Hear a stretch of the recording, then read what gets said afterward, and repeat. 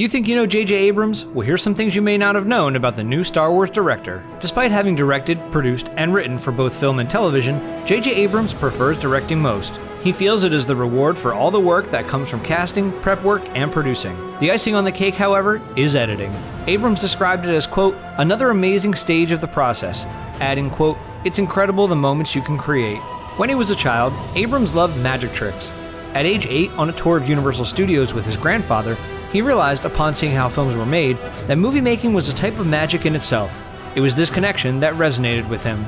All these things were little magic tricks, and the idea that they could all add up to create the illusion that something was real so that people would have an emotional reaction to the relationship, a circumstance, an event, that was very exciting to me.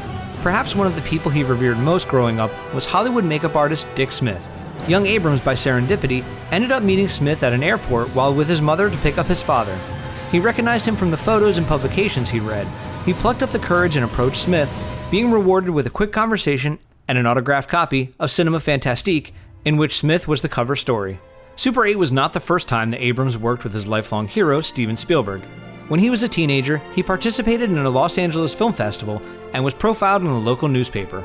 Spielberg coincidentally read it and subsequently hired Abrams to repair some 8mm films he had from his days of youth. However, despite taking on and completing the job, Abrams did not get to meet Spielberg, at least not yet. As a director, producer, writer, and composer, Abrams is merely staying in the family business. His father is a retail commercial contractor turned television producer, Gerard W. Abrams. His mother, Carol Ann Abrams, was a television and film producer, and his sister, Tracy Rosen, is a screenwriter. When he was around 12 years old, Abrams would often visit his father at his Paramount office. He was allowed to wander the lots and would watch television shows such as Happy Days and Mork and Mindy being filmed. He recalls the confusion at seeing some of the actors out of character.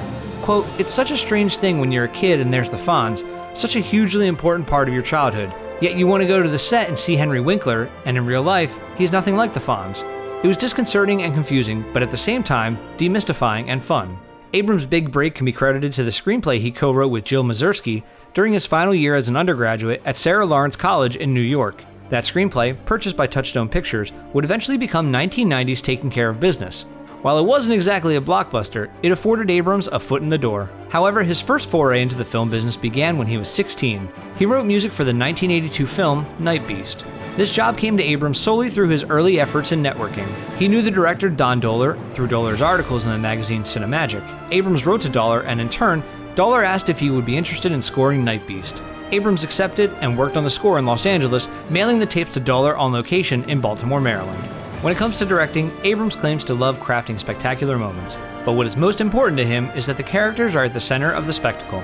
He wants his audience to be emotionally connected to his characters, and through that connection, the characters lead the audience through his hyper-real narratives. While he enjoys writing and directing for film, Abrams thoroughly enjoys the open-endedness of television. His favorite part about television is creating the pilot episode. Quote, the beauty is, it's all about the promise.